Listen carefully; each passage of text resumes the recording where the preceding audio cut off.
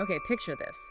You pull up to a gas station, but instead of pumping gas, you're hooking your car up to a charging station that resembles a giant sunflower, soaking up energy from the sun. Sounds like something out of a sci-fi movie, right? Well, maybe not so far-fetched. Hmm. You've sent us this intriguing mix of historical articles and current reports about gas stations, specifically in Austria and Germany. And let me tell you, the future of this everyday fixture might be wilder than any sci-fi writer could dream up. Seriously, I had no idea just how much history is packed into those roadside stops. And speaking of history, our sources take us all the way back to 1924 to the very first gas station in Austria. Which popped up in Graz, not Vienna, as many might assume. See, back then, having a car was about as common as owning a pet giraffe, even in a bustling city like Vienna. So why Graz? What made it the pioneer of Austrian gas stations? It's all about location, location, location. As historian Dr. Greta Mueller points out in her book, Fueling the Nation, Graz sits on the route to Trieste.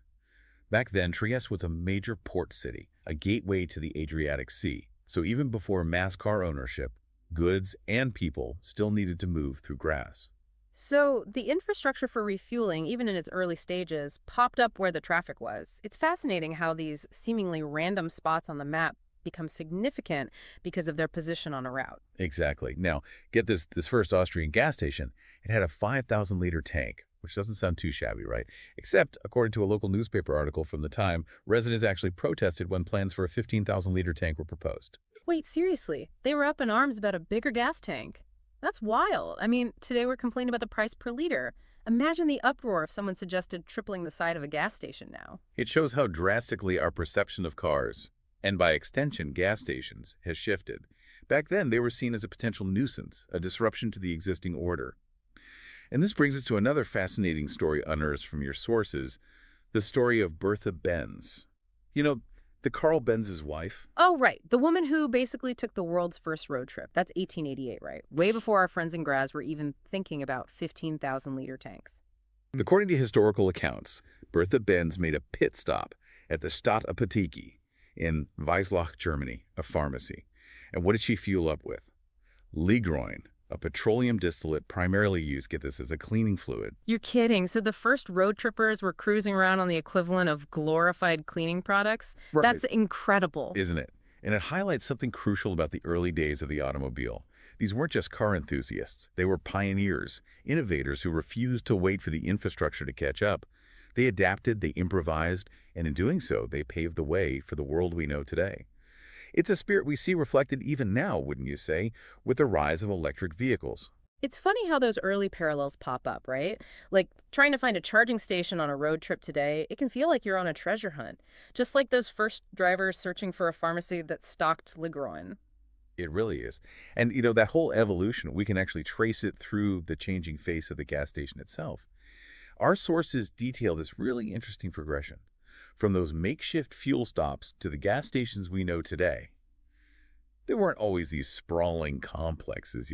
Did you know the earliest iterations were literally called tank kiosks? Tank kiosks. See, that's what I'm talking about. That sounds like almost charmingly retro, like something out of a silent film. Right. And even before those popped up, picture this. Fuel pumps were often just out on the sidewalk. Wait, really? Yeah. Can you imagine that? You're scrolling down the street, you've got the bakery, the butcher shop, and there it is fueling up right next to the hat shop. Oh. It wasn't until much later that the gas station as we know it, with the canopy, the dedicated pumps, even the convenience store, really took shape. It's funny to think about how those early, almost accidental gas stations really paved the way for the ones we see now. Absolutely. And it's fascinating how they evolved beyond just fuel. Take rural Austria and Germany, for example. Yeah. In many areas, gas stations have become these vital social hubs. That really resonates. I was reading an article in Der Spiegel about how, as other businesses in rural areas disappear, gas stations are stepping in to fill the void. It's not just about filling your tank anymore, It's about grabbing a coffee with a neighbor, maybe picking up a local craft beer, or even attending, get this, a yoga class in a repurposed garage space at the gas station. Who would have thought? It speaks to their adaptability, their ability to transform with the times, which is more crucial now than ever as we face the, Right, the elephant in the room. So, to put it bluntly, are gas stations doomed in the age of electric vehicles? Well, automotive analyst Jürgen Roth, whose insights are frequently featured in Auto, Motor on Sport, argues that While the transition is inevitable, it won't be an overnight revolution. More of an evolution like we've been discussing. Exactly. And from what I'm seeing, gas stations are proactively embracing this evolution.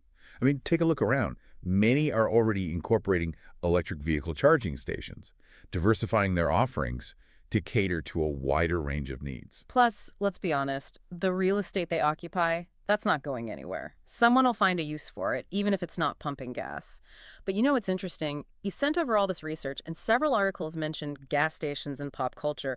I never realized how often they show up. Oh, it's definitely more common than you might think. I mean, how many action movies have that classic scene with a shootout at a gas station? And it always seems to culminate in, a spectacular explosion, usually triggered by a stray cigarette. That's the funny thing, though. Our sources highlight several scientific studies that completely debunk the whole dropped cigarette igniting gasoline trope.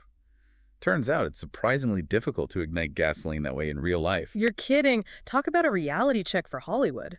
But it just shows how ingrained the image of the gas station is in our collective consciousness. And it's not just action movies either. I mean, we've got everything from Edward Hopper's rather melancholy painting Gas To the lighthearted 1930s German musical comedy, Die Drei von der Tankstelle, which, by the way, features a catchy tune about, you guessed it, filling up your car. It seems like gas stations have been mirroring our ever-evolving relationship with cars and, dare I say, society itself for over a century. They've become more than just places to refuel. They're cultural markers, cinematic shorthand for, well, a lot of things. Absolutely. They've gone from being symbols of progress and freedom on the open road, as depicted in countless films and songs, to, in some cases, becoming reminders of our environmental concerns, the urgent need for alternative energy sources. It really makes you think, what will become of the gas station in our lifetime? Will those iconic canopies just become, relics of the past, a nostalgic backdrop in movies about the way things were? Or will they transform into something new, something essential, but in ways we haven't fully grasped yet? We've talked about their evolution into social hubs, especially in rural areas, but what if that's just the beginning? Okay, now you've got me hooked. What else could they become? Well, some urban planners believe gas stations are primed to become, get this, local business incubators, offering affordable, strategically located spaces for startups and small businesses. Huh, interesting. Yeah, and others envision them as these high-tech rest stops for long-haul electric vehicles, complete with fast charging, comfortable lounges, maybe even like virtual reality entertainment. From gas station to like a relaxation station, it's a complete reimagining of the space. Exactly. And who knows, maybe It's those kind of sci-fi mind-blowing sunflower to think charging that stations something won't be so far off either. well, as seemingly mundane as a gas station could hold the potential for such radical transformation. It's a good reminder that even in our rapidly changing world, these everyday spaces, they can hold such surprising stories and even more surprising possibilities for the future. So next time you find yourself at a gas station, whether it's to, actually fuel up your car or just grab a quick coffee, take a moment to consider, what if this is just the beginning of its next evolution? This deep dive has taken us from those first sputtering automobiles to a future that's brimming with possibilities. And I don't know about you, but I'm excited to see where the road leads. As am I. It's a journey worth taking. One innovation, one adaptation, one cup of gas station coffee at a time. And on that note, we are out of gas. This has been a fascinating deep dive into the world of the gas station. Until next time, keep your engines running, your minds open, and remember, There's always more to discover just around the bend.